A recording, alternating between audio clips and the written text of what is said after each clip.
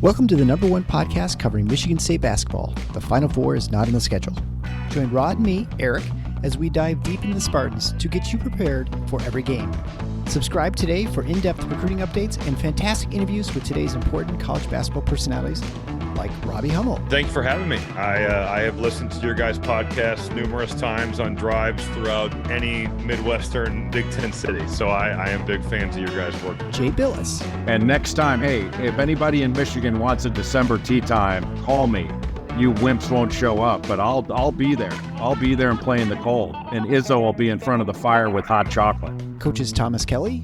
No problem. Glad to be back, man. Glad to be back. Mike Garland. Just can't sit there and trade twos for threes. You can't do it. You're gonna lose. Coming down the stretch, you're gonna lose. And more. You won't find better coverage of Spartan hoops than you will get here. For both the casual and hardcore fan, come along as we take you for a green and white ride. Hey everybody, it's Eric alongside Rod, here to discuss the last game of the regular season for Michigan State on the road at Indiana. If you appreciate what we do and want to thank us with a one-time gift or recurring gift, head on over to tffinots.com/support to get the necessary links. We're still looking for another sponsor of the show, so if you're interested, you can reach out to me at eric@tffinots.com. Okay, so Michigan State is coming off a 4-point win to close the home schedule against Northwestern and looks to take that show, minus the horrendous shooting, out into the road to try and spoil Indiana's senior night. Of late, Michigan State has won 4 of the last 5 against the Hoosiers, but only one of those was in Bloomington. Last year they split. Indiana won the last matchup at home last year. They are 17-13 for the season, 9-10 in the Big Ten. They're rated 93rd in KenPom and 95th in the net. They're on a 3-game winning streak, including a double-digit win Minnesota on Wednesday night. They're 93rd in offense, 91st in defense, so pretty equally balanced and being kind of mediocre. They do 2 things really well in offense. They shoot twos really well at 44th, and they draw a lot of fouls at 30th. However, unfortunately for them, they only shoot 66% from the line. They don't value the ball very well. They turn the ball over a ton. They're 195th in turnover percentage, and they don't shoot very well from outside. They're only 32.8%, which puts them at 229th in the country. Also, despite being really big team, they don't offensive rebound very well. They're 258th. On defense, well, not much different, right? It's just they're good against twos at 81st because they get some blocks at 70. They're ranked 71st in block percentage, but they don't guard at the 3 very well. Teams shoot really well against threes. They also don't generate any turnovers. They're 310th in generating turnovers. They don't rebound defensively very well. They're 217th. And unlike Wisconsin, they are unlucky with teams shooting at free throws line, where teams are shooting 74% against them. They do also foul quite a bit too, so they're 151st in fouls, free throw attempts allowed. They do play pretty fast at 120th for tempo and 108th in average length of defensive possession, which is a little different than the last couple teams that Michigan State's played. So they are, I'd say, probably about what we thought they're going to be before the season started. Yeah, give or take. I mean, I think that the development of their bigs has been important, and it all gets reflected in the fact that this is a pretty good team in the paint. Yeah. If you're talking about inside the arc, both ends, they're pretty good. The problem is when you get outside of that. And I should amend pretty good in terms of making shots and preventing opponents from making their shots. Where they struggle is rebounding ball at both ends. I mean, they're sub 200. It's just, for a team with this much size, it's kind of hard to understand. But it is essentially, you got Kalel Ware, Malik Grinnell, and then nobody else grabbing a rebound. That's it. So if you want a better example, I think this team is actually a really good example of something we talk about a lot here, which is your rebounding is generally as good as your guards make it. Indiana's a prime example of that because their starting center is just shy of double digits rebounding per game. Their starting power forward grabs 6 rebounds a game. Those are very good numbers from those 2 positions, but they get nothing else. And when you get nothing else, it's hard to rebound well. So prime example of that. Turnovers, they commit a fair amount of them. Not surprising for a team that's really, really short with guard play. Although you can argue they're in the best spot they've been in months because Xavier Johnson is back, which gives them one more playable option. I'm not the world's biggest Xavier Johnson fan, but he's at least playable. And they just didn't have enough guys that were even playable at that position. Now, to be fair to them, they've won 3 in a row. So, okay, what does that mean? Well, they beat Wisconsin, who has been just absolutely crashing to earth of late. Wisconsin's in a battle to actually finish above 500 in the league now, if you can believe that. As we're recording this, they're in a tight game at home against Rutgers. If they were to lose that game somehow, I think they're going to finish 500 because they got Purdue in the season closer. They're not winning that. No.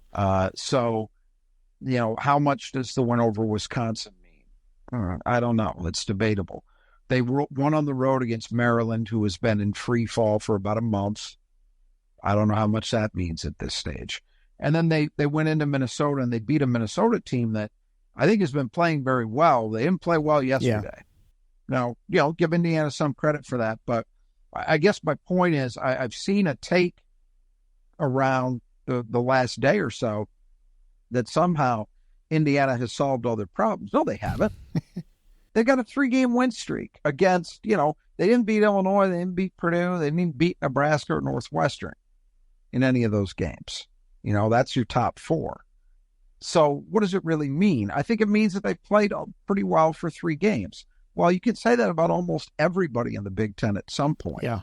That doesn't mean they can't do it for a 4th game in a row. Don't get me wrong. But this idea that somehow all of a sudden Indiana's figured it out, they're a really tough customer now. Come on. We've seen what they are. They could have for 40 minutes, those guards could shoot the lights out. Yeah. That stuff happens. I'm not saying it's a guarantee that they don't play well. I was on Jack Ebling's show earlier today, and we were talking about this, and I said, look, Michigan State's a better team. I mean, I don't know any other way to say it. They are, particularly in the backcourt. Does that mean they're going to be better on Sunday? Hey, your guess is as good as mine because we've talked about that all year. Yeah. But Indiana's not a very good team. Let's just not we can't confuse that. They're not. Yeah. Well, and, when it comes to Indiana, at least they've shored up their coaching. It sounds like Woodson's coming back next year. So they have solved that problem. Yeah.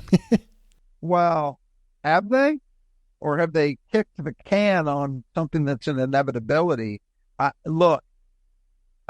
found that very interesting because the assumption is that Dusty May, the Florida Atlantic coach, took them to the Final Four last year, is an Indiana alum, was a manager under Bob Knight. The assumption is that Dusty May is going to move after this season to the high major ranks. And I can't see why he wouldn't. He'd be taking a tremendous risk to his chances in ever getting a high major job if he doesn't go now. Yeah. So that's, look, even with as many guys back as they had, they pretty much everybody back, I think, from that team. They have not been dynamite this season. They're probably going to get in the field, but last I looked, it wasn't considered a lock. They've had a little bit more of a struggle than they had a year ago. So that goes to show you when you're at that kind of job, hey, there are no guarantees that you're ever going to be in a position, where you can strike and take a high major job. So why is that important? Well, the assumption has been for much of this year, at least, that, hey, Dusty May is the guy. Yeah. And you get Woodson out of there and you bring in Dusty May and we go forward, the latest savior of Indiana basketball. They've had a few in the last several years, last couple of decades. But that's not going to happen now because Mike Woodson is getting another year. And so it creates an interesting situation for Dusty May. Where does he go? Ohio State might be a possibility.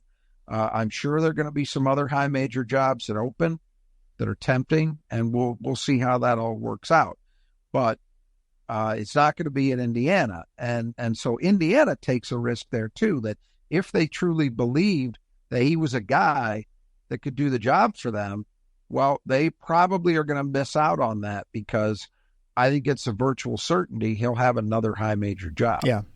So you are really doubling down on the idea that you think Mike Woodson can get it fixed. Well, what does this look like? You're losing Xavier Johnson. I guess I don't know for sure about some of their other players. I think Khalil Ware probably is a near certainty to go because he's getting mocked in first round now, and he's had a great. I mean, there's no question he's had when I talk about them not being a great team, individually, he's had a really good year and he's playing extremely well right now. So you're probably going to be short of him. I don't know what Renault will do. I mean, it's just going to be that lineup next year is going to be interesting, and he's got to fix the backcourt. He has to.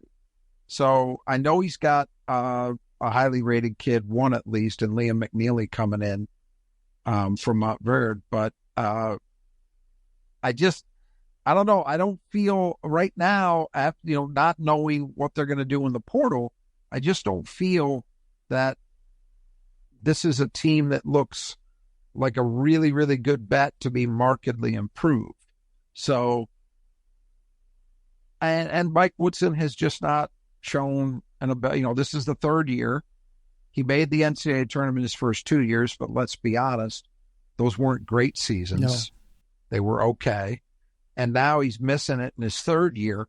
Has he given anybody any reason to believe that a turnaround is coming? I would say this, from a Michigan State standpoint, not just Michigan State, but also Purdue, for example, other Big Ten schools that are recruiting the state of Indiana.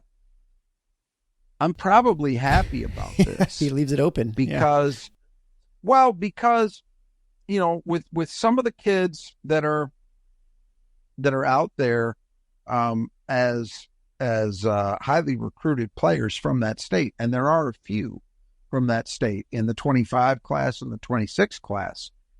If the situation seems unstable there, and I think despite this announcement that he's back, I think it's going to be seen that way. And you're a rising senior, let's say, this spring, do you want to commit there? I don't know. Maybe he convinces you that you're the key to turning it around, but that seems like a dicey proposition to me.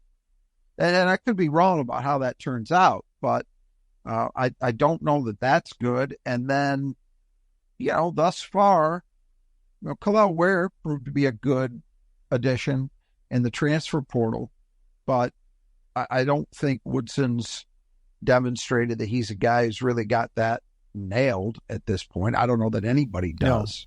No. I think it's a roll of the dice every year, but it'll be interesting to see how we're looking at this a year from now. If we say, boy, and look here, the other thing I do have to say in fairness, Indiana is still, despite the 20 years of mediocrity, it's still a great job. Sure. I mean, you are at a basketball first school. You have all the resources you could ever ask for. You have a fan base that is large and enthusiastic. So when times are good, you can really ramp things up.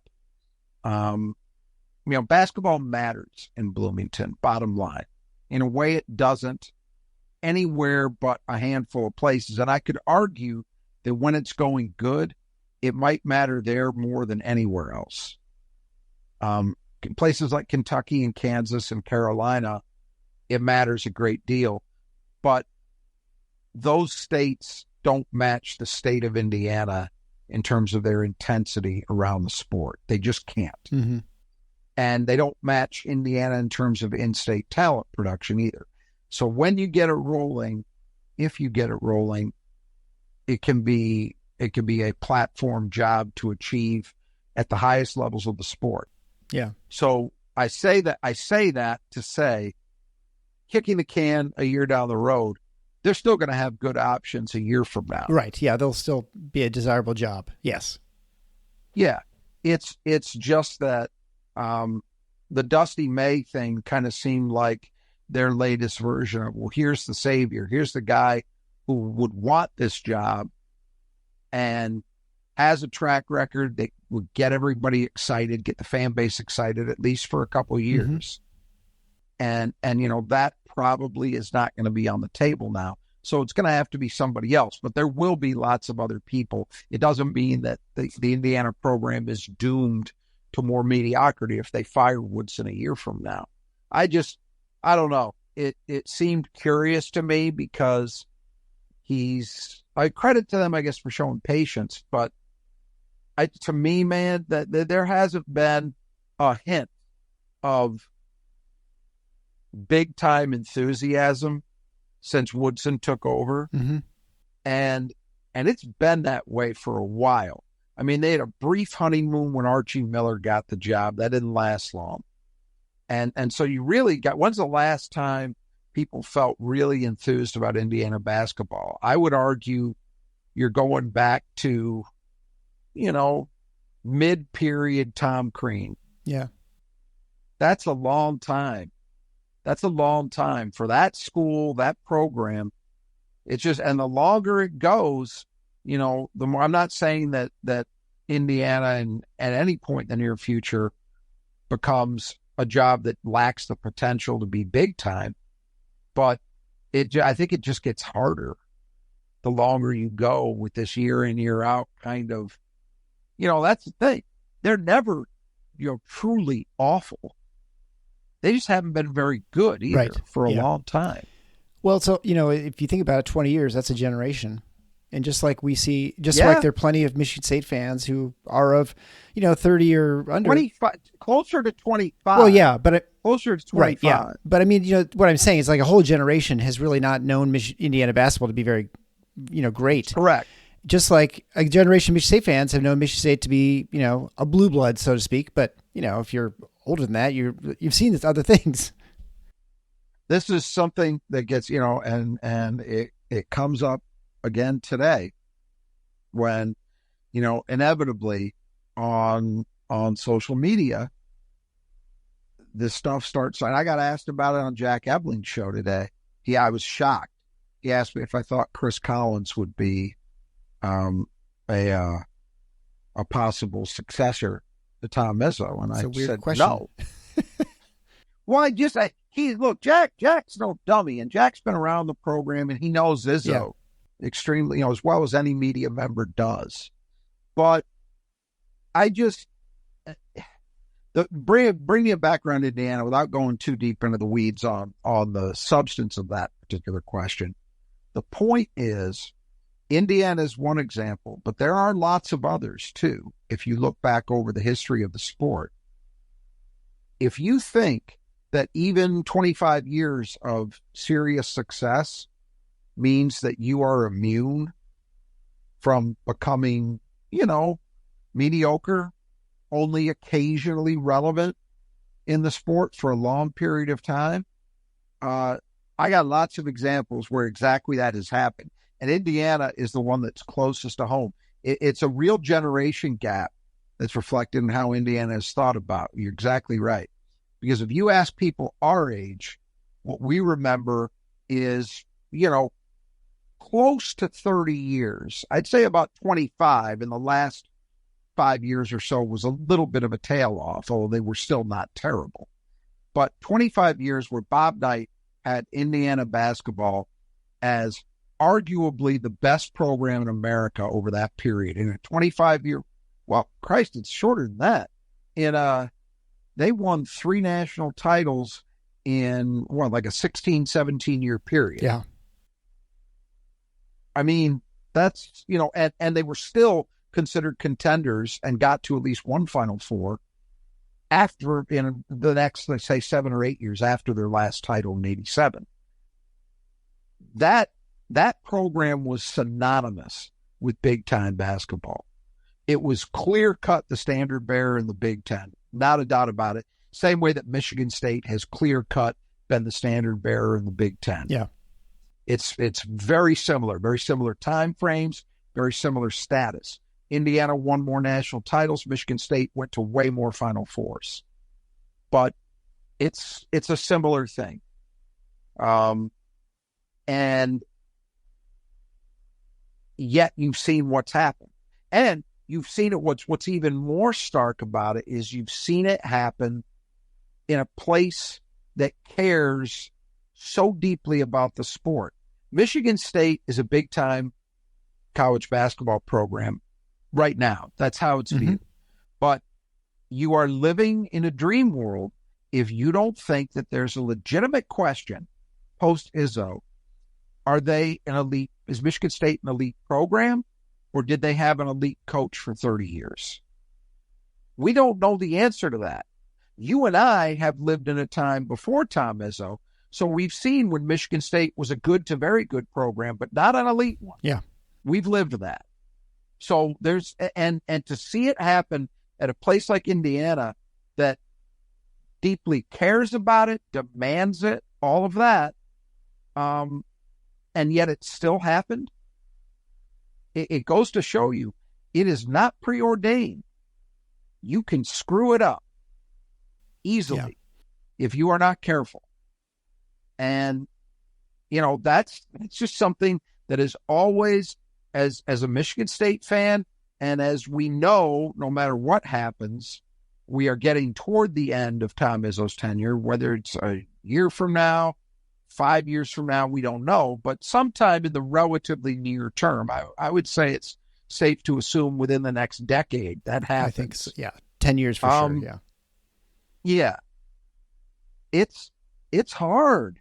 It's hard to envision that slipping back, but I know that it's possible because I've seen it.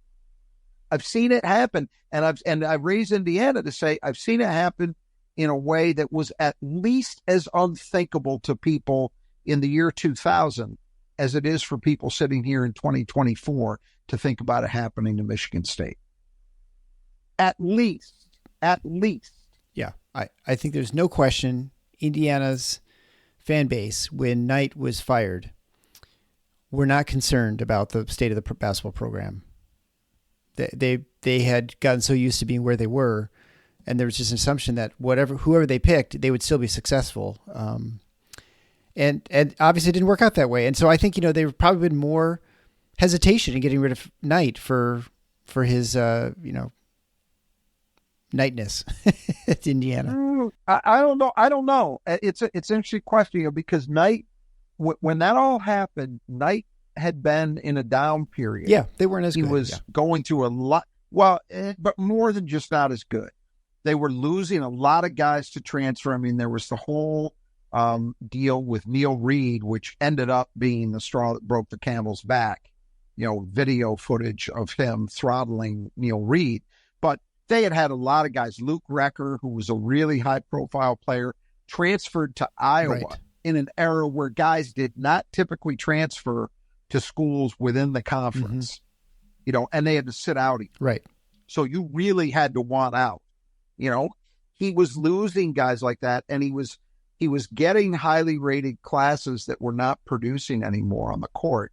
So there were questions about where things were at with Bob Knight and his program anyway. But, it's interesting. So they fire him. Mike Davis steps in, and what was it? It was year 2 or year 3. I can't remember which now. He gets to a national championship game. Mm-hmm. So if you're an Indiana fan, you think, okay, see, it works. It's the program. It's not the coach. Well, then Mike Davis's period starts to tail off a little bit. Then you hire Kelvin Sampson. Well, we all know Kelvin Sampson is he's one of the best basketball coaches of his era. He's proven that. He had big winners at Oklahoma. He won some at Indiana before things caught up to him. And he's obviously done an amazing job since taking over at Houston. Yeah. And Indiana had him. Great coach. Well, that didn't work out because he got in trouble with the NCAA. Mm-hmm. So then you bring in Tom Crane, and looked like Tom Crane was finding it. About 2013, he had a team that everybody thought was a legitimate title contender. They get bounced by Syracuse in the Sweet 16. Sound familiar? Same deal, by the way. Michigan State is not the only school that's fallen victim to a bad shooting night against that Syracuse zone in a tournament game. But they got bounced in the Sweet 16. He never really got anywhere close to the level of that team again. Then they hire Archie Miller, who was as hot a name as there was. Archie Miller never gets it done, never comes close to getting it turned around. So, and now we're on to Mike Woodson. It goes to show you that even if you can attract, if you look at those hirings, Mike Davis was just an interim guy who became the head coach. So that one doesn't count. But if you look at Kelvin Sampson, Tom Crane, and Archie Miller, all three of those hirings, those were guys who were considered to be among the best hires of those cycles. Mm-hmm. Yeah. Those were guys who were all high-profile coaches definitely in Tom Crane's case, and I can't remember for sure whether Kelvin Sampson had done it before, but at least one, maybe two of those three guys had been to Final Fours before they'd been at Indiana. So we are talking about very accomplished coaches, and yet none of them were able to truly get it done. That's why it's not accurate to call Indiana basketball over the last quarter century a complete failure. They've had these spikes of relevancy. The trouble is they've never been able to sustain it. They'll have a year where they're really good and they're considered a national contender, and then they go away for 5-6 years where it's, barely scraping into the tournament or not at all. Never truly horrible, but never great. And that's my concern, is you can even be in a position where you're able to attract what is considered to be top tier coaching and still not have it work out. Yep. Unless you have a crystal ball, you can never know. And so that's why, unless you're 100% sure, you just got to stick with what's working for you. So anyway, but let's move on and talk about the game here before we get too sidetracked. But we'll start with the lineups for Indiana, brought to you by the Brothers Just Two Gutters. It is Michigan. There's lots of rain, and maybe your business or your home needs gutter work done, or maybe you're having some problems. Your downspouts, they're full of leaves, some sort of trouble like that. The Brothers Just Two Gutters can take care of that. They took care of a really long section of gutter that my wife's office needs. Just one section. It was not a big job, but it was a job that no one else is willing to do because they're busy or whatever. She called the Brothers Just Gutters. They came out and did it, I don't know, within a week or something. They took care of it and did this really long section of gutter, did fantastic work. So anyway, they can do whatever job, whether it's small or big. They'll take care of it, and they'll do a great job, and the nice professional people too. So, and just like one of our listeners before said, you just kind of wave someone down, just say hi, and they end up fixing a little bit of his gutters. So check out the Brothers Just Gutters, and you can find all the contact information at the support page at the finalfoursouttheschedule.com/support. Either if you're on the west side of the state or the east side of the state, you can find and get an estimate there. Mention Final Four to get 10% off your estimate. They sponsor the player that Michigan State needs to keep in the gutter, and after we get through the lineup, Rod will tell us who Michigan State needs to keep in the gutter this game. We'll begin with Trey Galloway, 6'5" senior. Has had him playing point guard for the team most of the season just because of injuries. He's not a natural point guard. He's averaging 10.8 points a game on 46, 25, and 53 shooting. 5 assists a game, 2.5 to 1 assist to turnover ratio. So he's actually, in some ways, done pretty good. I mean, he's averages a steal a game as well. Considering sort of him playing out of position, I thought he's been good this year. He's the job in running the team. You have to give him credit. I mean, he's not a natural point guard. So although the stats are nice, I don't feel it's his optimal position. His shooting, which I didn't go back and look at his career, but it feels like he got on track a little bit last season. And 25%. He might have been 30 or something, but he still wasn't that great. Yeah. Better than 25 for sure. Yeah. And so that's been an issue, but I think you're right. He's when Johnson got hurt, he said, well, Trey Galloway's going to have to run the team. You probably would have taken this kind of performance if you were an Indiana fan from him. So that's a good indicator that, I think he's in a bad situation with that backcourt. He's been the best of the bunch. But again, the 3-point shooting has really been a limiter. And I would say you'll never find another guy on the court who plays harder than he does. I mean, he is always At least every time I've watched him, 100% effort. I mean, he's really impressive in that sense. Always been a high energy guy. And that's when you see that kind of work rate, work ethic, it's easy to understand why Tom Izzo recruited him. Yeah. Because Michigan State did. I remember Trey Galloway being a visitor at a Midnight Madness. So they were serious about him, but, he's an Indiana kid. But part of what I was talking about, you know, even this far down the road, the pull of Indiana to in-state kids is real. And that is something the program has to work with. But, nice year for him. He's a guy that it's, I think, uncertain as to whether he'll be back or not. He could take a fifth year, COVID year, I believe. Yeah. But they haven't made a call on that yet. He'll probably have to decide what he wants to do with life in general. Next up would be Gabe Cupps, 6'1" freshman. He's been playing a little bit more also because of Xavier Johnson, who's been out. He's averaging 2.7 points a game on 38, 35, and 62 shooting. Obviously, not huge volume on those threes. Yeah. And, right now, to me, Gabe Cupps was brought in as a guy, I believe he's from Ohio, and he had a tremendous high school career. And he's had to play a lot he's averaging over 20 minutes a game on the season. That's probably more than they anticipated coming into the year. But they've had to out of necessity. And I haven't decided yet whether I believe that he's a guy who's going to make a breakthrough into being an impact Big Ten guarder yet. I don't think we've seen it just yet.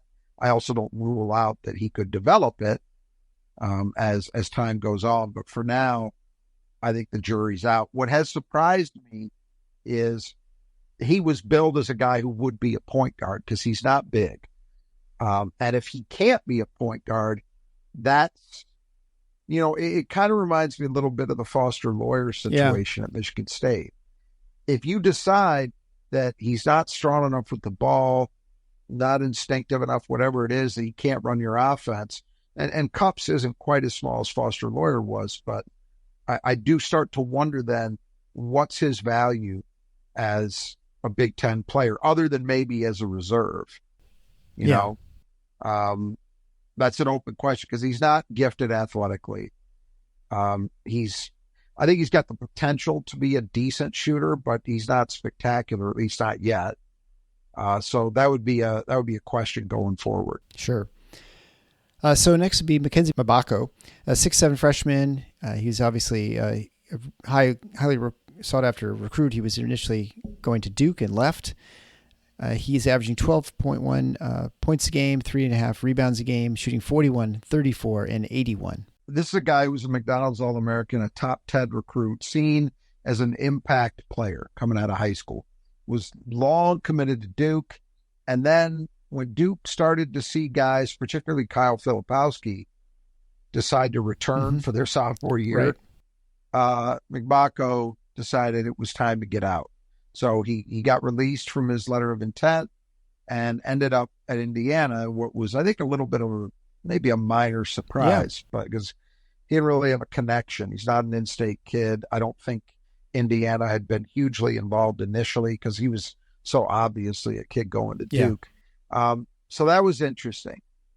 Then you add in that they played him as a 3 when I think there's been a real question mark as to whether that's a natural position for him. Now, in fairness, his shooting has gotten better as the year's gone along. 34% from 3, not spectacular, but it's not awful. And on this team, it actually rates as pretty good. But I'm still not convinced that he's in the right position. I think he would be better as a college 4-man. I think that tracks better with his game. He also has a rebounded worth of crap at all. And defensively, he's not very good. But, the scoring and the shooting has gotten better as the year's gone along. So certainly not a total bust, but not the kind of, super season that might have made a difference for this team, right? As a freshman. So then moving on to the 4, Malik Renault, 6'9" sophomore, averaging 15.7 points a game, 6 rebounds a game, shooting 58, 33, and 67. Yeah, he's a good player. He was part of that class last year with two top 20 guys. And I'm drawing a blank on the kid's name. He had a hyphenate last name, the guard. In any event, went to the NBA, went the first round of the draft. They came in together. Renault was not very consistent, but they didn't need him to be. They still had Trace Jackson Davis, Jalen Hood. Shafino. Ha, there we go. Two of us, we got it. Okay. Yeah, we got it between the two of us. He was ready to, he wasn't consistent, but he was certainly an impact guy as a freshman. Renault, not nearly as much. They had hoped that this year with Trace Jackson Davis, with Thompson gone, their interior guys were gone, that Renault would step up, and he really has. I've watched him in games this year where I've thought, boy, this is a really good modern 4-man, good low post game, can step away from the rim and shoot a little bit. He's not a high volume 3 guy, averages a little over 1 attempt per game. But he's decent enough that he could hurt you on the right night. So nice player. Like most of their guys, has not always been consistently good defensively, but he certainly has been an impact guy as a scorer. And so finally, rounding out the starting 5 is Khalil Ware, 7-foot sophomore, transferred from Oregon. He's leading the team in scoring at 15.7 points a game and in rebounds at 9.7 points a game, and averages almost 2 blocks a game. Yeah, he's tied with Renault for leading scoring honors. He's easily their top rebounder, almost a double-double guy now. And he's been on a tear lately. Had a huge game last night against Minnesota. He's been really good for the last several weeks, to the point that he's now pretty consistently showing up in mock drafts, whatever value you assign to that, in the first round. But I do think I'd be surprised if he doesn't go. Yeah. I think this was the plan. He started out at Oregon, did not have a very good year. There were some injury troubles. More than that, though, I think there were some motor problems. And even this year, there were problems with that. I saw Mike Woodson give a press conference where he basically called the kid out for not playing hard. And that's changed a little bit, although he's kind of that Xavier Booker thing in that he doesn't always look like or pretty much he always looks like he's not too going smooth. hard. But that's not, it's not necessarily the case. But what he's got going for him is great size and length at 7'1". He's athletic and he can shoot some. Again, not a high volume 3-point shooter, but it's enough that you've got to respect it. He's been really, really tough around the rim. Still kind of lacking strength. He's not one of these guys that gets his points by just backing people down. That's not his game. It's more, it kind of looks some, I don't think they're exactly the same player by any means, but it kind of looks some like what you hope for with Xavier Booker. I don't think Book is ever going to be a guy who just puts people on his hip and just, takes them to town on the blocks. I just don't think that's going to be his game.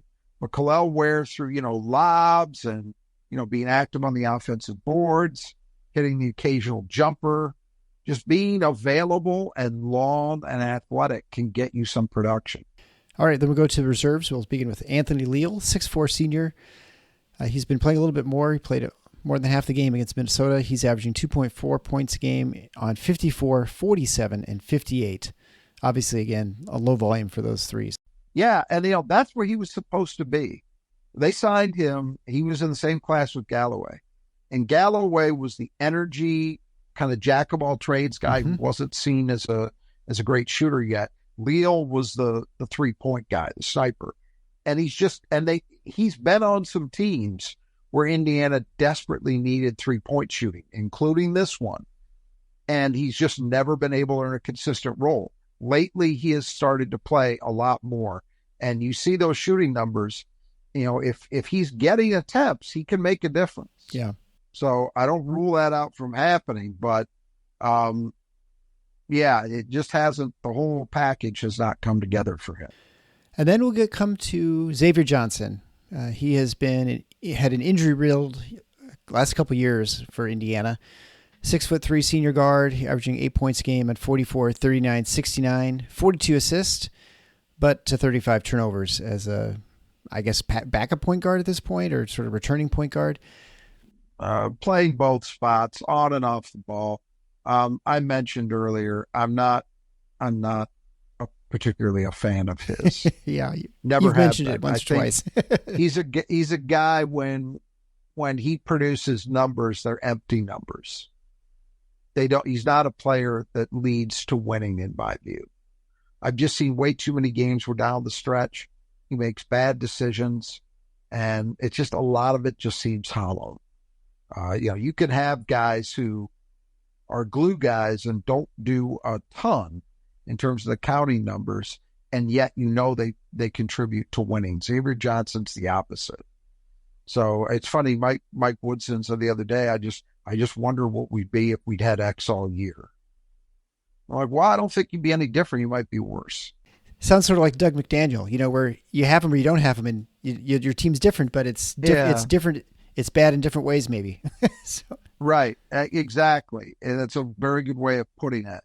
I'm just not a believer. Let's put it this way: maybe if he's on the team, you don't get Trey Galloway. Really, you don't get the benefit of that, of whatever he's developed into. Because he would have spent less time on the ball. Now, because Trey has done what he's done, when Xavier Johnson plays, it's not assumed that, well, he needs to be the on-ball guy, Yeah. And I think that's probably Indiana's benefit. But look, his shooting numbers look good. The assist to turnover ratio is horrible for an on-ball guy, but it'll be interesting. I mean, the problem is, in analyzing this, Xavier Johnson is a guy who, for one game, absolutely could, go off and, drop 4 threes and score 18 points and do a lot of damage. He's capable of that. I'm just not a believer. Then we'll get to Peyton Sparks, 6'10" junior. He'll see some minutes if Walker's out with the knee injury as expected. He averages 2.2 points a game, 1.9 rebounds a game, and shoots 50% from the floor and 42.5% from the line. Yeah, so he was an addition from, I believe, from Ball State. And then they got Anthony Walker from Miami. And Anthony Walker, they're not huge numbers, but he's been a solid third big in their rotation. And he got hurt. His knee got hurt against Minnesota. We don't have official word. It's too early to get that, but I'm not expecting him to play. If he plays, it gives Indiana another option. But assuming he doesn't, it'll be Sparks. And Sparks just, it's been minimal contribution, which is, again, the thing with the portal. He had a good career at Ball State. There was reason to think he might be an effective player, and he just really hasn't been. So he's the 5 that went and got the portal and didn't turn out to be what people thought, huh? That can happen? Right. And yeah, exactly. Everybody doesn't hit. So finally, CJ Gunn, 6'5", sophomore wing, averaging 3.4 points a game on 32, 34, and 67 shooting. And if I recall, he was the freshman recruit last year who was supposed to be a lights-out shooter and didn't turn out to be much of one. Yes, he really struggled. Now, he's been better this year, but again, it's in a minimal role. But yeah, shooting was his calling card coming out of high school, for sure. All right, so which player does Michigan State need to keep in the gutter? Brought to you by the Brothers to Just Your Gutters. I think it's Khalil Ware. Yeah. The way he's been playing, I think that's little doubt. Now, I think that's easier said than done. Again, the good news is he's not one of these back you down sorts that is going to consistently demand doubling or anything like that. I don't think Michigan State's going to have to really distort what they try to do defensively to deal with him. But at the same time, he's going to be tough to handle. It's going to be a real challenge for Michigan State's bigs. Because when he plays active basketball, his length and his athleticism and his shot making ability all really shine through. So yeah, he's it was either he or Renault, and I'm going with Ware. Yeah. All right. So then the brothers Just Gutters will turn over to the Squeegee Squad of Grand Rapids. If you need their windows cleaned or your house cleaned, there's no better place to go than the Squeegee Squad of Grand Rapids. They do a quick, professional job, well priced. They are meticulous. They take care of everything. So whether it's your home, maybe your business, a high rise, whatever it might be, they can do it all. They're so good. They actually took care of the state capitol a couple months ago, so they can do any job, small or large. And so you want to make sure you contact them if you're anywhere near the Metro Grand Rapids area. You can find all the support page, the support, at the tffinots.com/support. You can find a way to reach out to them and get an estimate, 15% off if you mentioned Rebound. They sponsor the player that Michigan State's going to clean the glass the best. I won 17-1 last game, so I got the point, which finally put me back in the lead. It's been a long time, so I'm up 6.5 to 6. You get to pick first. I can only guess who you might pick for your player of Michigan State to clean the glass best. Yeah, I wonder a little bit. Yeah. The guy who got 17 rebounds in the last game, it's Malik Hall. Yeah, I mean, he is on an absolute tear. I feel like the only way he doesn't get it is if he's limited with foul trouble or something like that. But I feel like the way he is attacking, just on both ends of the court now, it's really impressive. It's a great way to finish your senior season. And then for number two, I mean, it is a complete crapshoot. Who it could possibly be? I mean, it could be absolutely anybody. And I had all day to think about this, and I didn't really think much about it. So I'm going to go with I'll go with Madi. Maybe be a chance for him to come back and pick one up. So I don't have a super high faith since his minutes have really been limited. Yeah, I'll just stick with Madi. I was thinking of changing my mind, but I guess the number 2 rebound in the last game was Walker. So, all right. So let's talk about the 5 keys to the game, which is brought to you by Nudge Printing. If you need Spartan apparel, there's no better place to go than Nudge Printing. They have all kinds of new things. Check out their website if you haven't been on a little while. They've got all kinds of cool things on there now. New designs, new logos. You can go find it at nudgeprinting.com. 20% off if you mention Final Four at the coupon code at checkout. That's just one word. And they are the ones who sponsor our contest. And so we're very close. Once this Indiana game's done, we'll have the final standings for the Big Ten. We'll be able to figure out who wins the Big Ten Challenge. And then they will also provide the gifts for our bracket challenge. So that'll be afterwards. And I feel a lot more confident now. It's been kind of a drag doing a bracket challenge without Michigan State in it. So I feel more confident that they're going to be in it. Although one more win would be nice just to make me feel a little bit better about it. So make sure you check all that stuff out at Nudge Printing. All right, so for 5 keys of the game, number 1, the glass. So as you mentioned before, Indiana is a bad rebounding team on both ends, and Michigan State looked really good on both ends last game. So it'd be nice if they can continue doing that. In fact, that's looked good for 2 games in a row now. But right, exactly. If they can bring that gang rebounding mentality, by which we mean everybody, all 5 guys are active in trying to secure rebounds. They can bring that into this game. They should have success. Indiana is very vulnerable as a rebounding team. So the opportunity is there, for Michigan State. And the Purdue game was about just trying to stay close to be competitive with an outstanding rebounding opponent. And they did that. And the Northwestern, it was, we'll see if you can get an advantage against a team that's not as good on the boards. And they did that. Michigan State really carved out an edge there. So this would be another example of the latter. Indiana's even worse than Northwestern on the board. So there should be opportunities. Yeah. And I think to your point too, the one thing we saw certainly in that game was not only did Malik Hall do, but we had a lot of rebounds with the guards. And absolutely. If you hold steady, I guess you hold even in the inside with whoever the center happens to be plus Malik, then it's going to come down to Jaden and Tyson and Trey and AJ, and in that case, I like our chances. So that's why I think we probably should do well. It was something that came up on Jack Ebling's show today.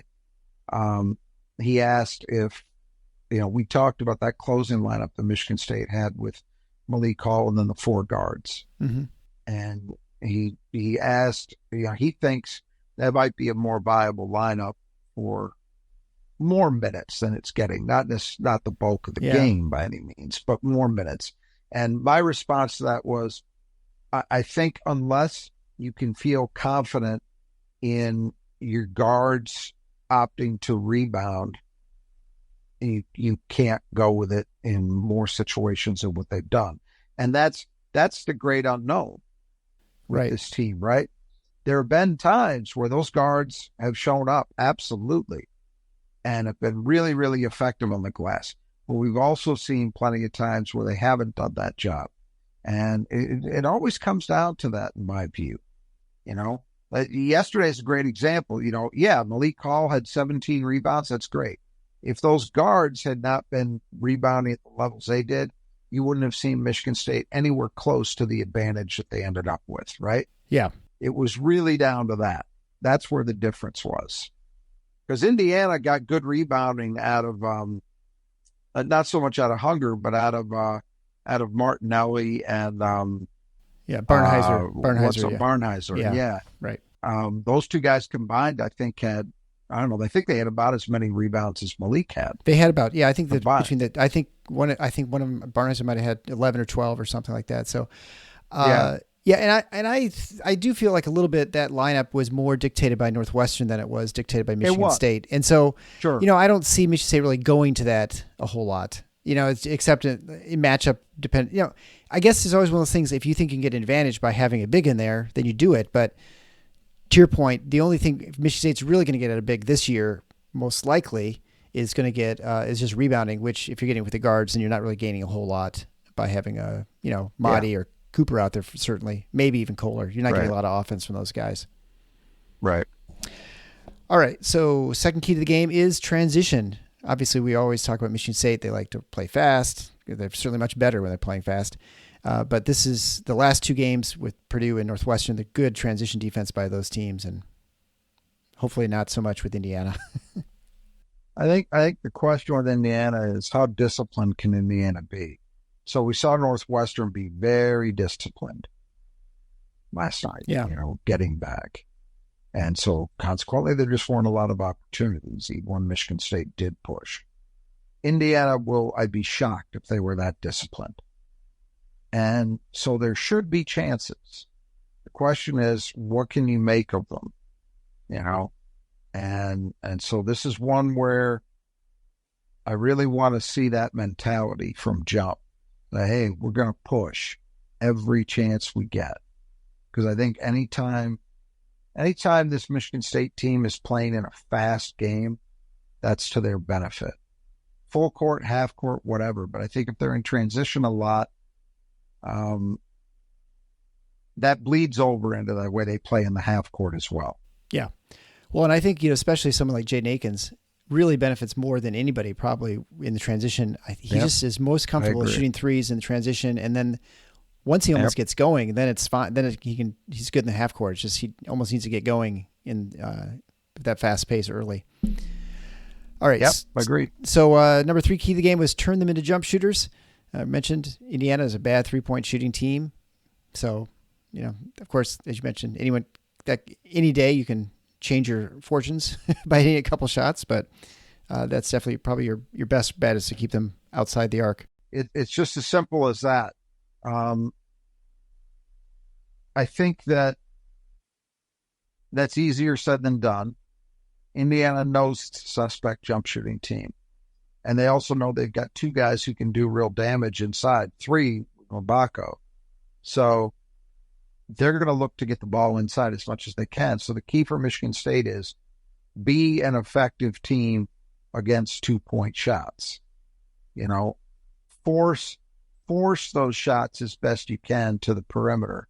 And let's see how Indiana can function if they're forced to live a little more with the 3. I think that's the point here. And the 4th key to the game, turnovers. Yeah, look, Michigan State, very low turnover team. We saw it again against Northwestern. Against this number 7 turnover team in the country, Michigan State won the battle there. Yeah. So Michigan State is good at both ends. It's a rarity. They're very good at minimizing mistakes, and they're very good at forcing mistakes by the other guys. That is a rare thing in the annals of Tom Izzo's tenure. Those are neither one of those things are normally strengths for Michigan State, but they are with this team.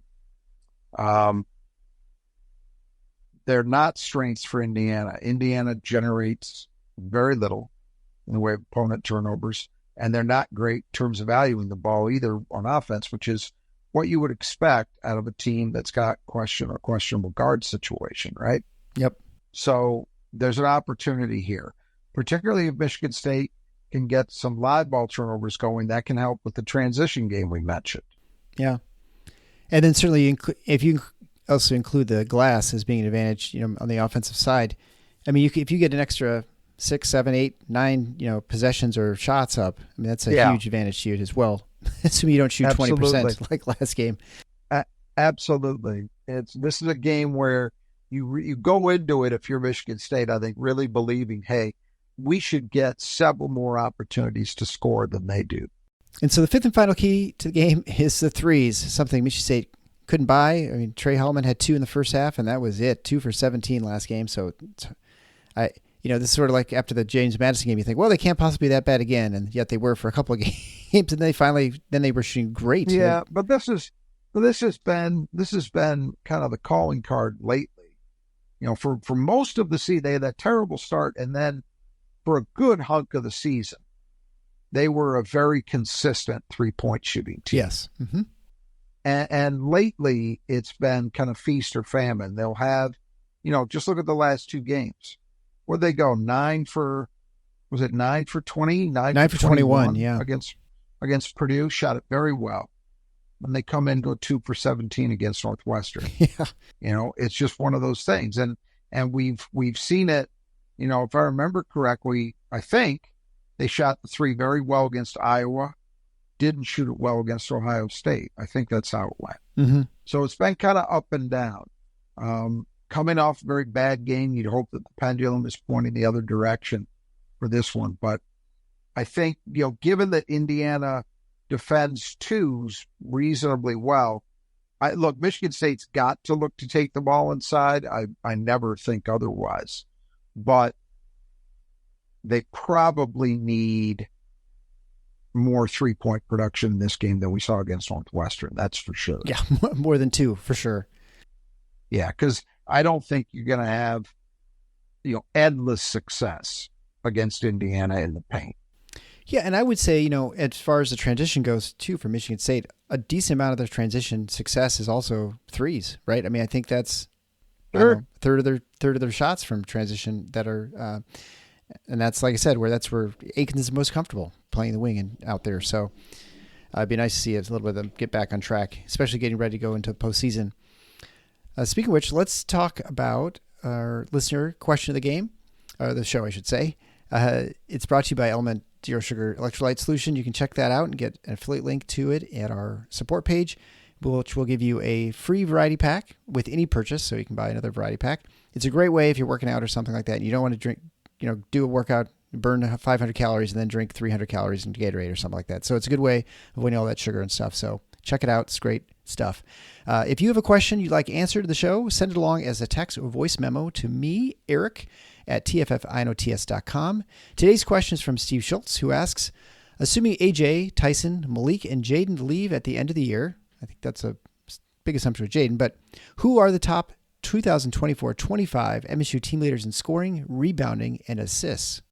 Wow. I mean, it's really, you're talking about a sea change. Yeah. I mean, that's like Michigan all State. the scoring. We don't even know for sure yet what the roster looks like. Right. I will say this, if Jaden leaves, I think it's very possible, maybe even probable, that they would look to add a starting caliber wing. Yeah. You think so? Mm-hmm. I would think so. Yeah. But if they don't, if Jaden's back, then I don't think they had a perimeter guy, and I think they're maybe only looking for one interior player in the portal, And then he didn't mention Mahdi in that, but I think, the assumption is, right now the assumption is Mahdi and AJ are gone, and I honestly, I think that's probably for the best for all parties. Yep. I will say this. The one stat that I will feel comfortable in predicting is I'm going to predict that Jeremy Fears leads the team in assists. Yeah, I think so too. Assuming he's healthy. I mean, he's going through warm-ups now. That's an indicator that he's at least a considerable percentage of the way back. So I'm assuming that he will be healthy, and if so, I think he's the obvious pick in that category. But the other two, I just wouldn't feel comfortable yet. You got to tell me who's on the team, and then we can. I mean, really, and that's what people are going to have to get used to. I mean, I do tend to think that Michigan State, as long as Tom Izzo is here, will have less turnover than most programs. That's what I would expect. So when I look at this, I take into account, little things you hear here and there. I think there's a chance Jaden Akins will be back, although I've been assuming all along he would not be. Yeah. But there's certainly a chance that he's back. Beyond that, though, I'm not expecting any of this year's freshmen to leave. Maybe I'll be unpleasantly surprised, but for people who are worried about Xavier Booker, I'm not particularly. No, I'm not at either. This stage. And nobody else really. So, I think it's going to be a little steadier at MSU than most places. Again, at least until Izzo's done, and then we'll see. But that said, even at MSU, like I was just talking about, next year, I expect right now with the lineup I think they're going to have, they'll probably look to add at least one, maybe two guys from the portal. So that's pretty important. What are you getting? Yeah. Are you going to try to get guys that are going to be, 30-minute a night guys for you? Or are you talking about players that are going to be, in role players, support guys? And sometimes, you don't know the answer to that until you get them on your campus. You might think you got a guy who you believe can be a major contributor, and you find out, maybe he's good enough to be in the back of our rotation at best. You just never know the answer. So, yeah, it's just one of those things. Sorry we couldn't give a better answer to that one, but like I said, you got to tell me who's on the team first. And honestly, even then it's going to be tough because, assuming Xavier Booker is back, what kind of jump does he make as a sophomore? Right. What does Trey Holloman do? I think Trey Holloman very easily could end up being a guy who's a consistent double-digit scorer next season. Yeah, I can see likely. that. If Jaden Akins is back, does he actually take the leap next year that a lot of us thought he was going to take this year? Don't know. Yeah. If he were to be back, he'd probably be the logical choice at this stage, with the caveat that, you might add someone in the portal as a 4 or 5 man who could change that. But what we know right now, if he were back, he'd be the logical choice to be your leading scorer. Yeah. I think that's fair. I think you had to put money down and someone he'd have the best odds. Yeah. Yep. I think you could easily talk yourself into saying it could be Xavier Booker, and it certainly could be Trey Holloman. I mean, right now it's, again, as things stand, it could be any of those. And and then from there, I've said this before. I don't know how it will play out in terms of their counting numbers, but I am confident that the 2024 class nationally was better than the 2023 class. Whether that means that Jace Richardson, Kerr Tang, Jesse McCullough are better prepared to be instant impact guys than this year's freshmen were, that remains to be seen. But I do expect Jace Richardson and Kerr Tang to both be firmly in the rotation. And, how ready those guys are, you don't know until they're here. Both of those guys have scorers' mentalities. Yeah. Like Kerr Tang was arguably one of, if not the best jump shooter in the country last spring in AAU play, playing for an Adidas team. And Jace Richardson is he is a 3-level scorer. I'm not going to say he's a spectacular 3-point shooter just yet, but I think he's good with the potential to get better. And man, beyond that, he's a guy who just has a knack for scoring. And I think he can help some at the point if they need him to. So both of those guys factor in. Where are they going to be? Who knows? I mean, I've seen it happen before. I've seen Sean Respert come in and lead a team in scoring as a freshman. So it's possible. I wouldn't bet on it, but I also wouldn't rule it out. And with Michigan State, you don't really have to score 25 points a game to be the leading scorer usually. Right. You're getting 15, 16. You could be leading the team just by the way they play. Absolutely. Yeah. Absolutely. All right. Well, I guess we'll wrap it up there. We'll see everybody after the last game against Indiana on Sunday afternoon or evening, I guess I should say. Again, just remember to check out our sponsors at thefinalfour.theschedule.com/support. There you can find links to all our sponsors if you want to get a hold of them to get any gear or want to get an estimate on your work. You can also find ways to support the show financially there. And as important, maybe more importantly, make sure you continue sharing this show with your friends and family and tell them about it. Make sure that other Spartans can find it. And the best way to do that is to just take 1 second and hit 5 stars on your review and even write a written review if you're allowed to, like an Apple Podcast. So until next time, the Final Four is on the schedule. Go Green.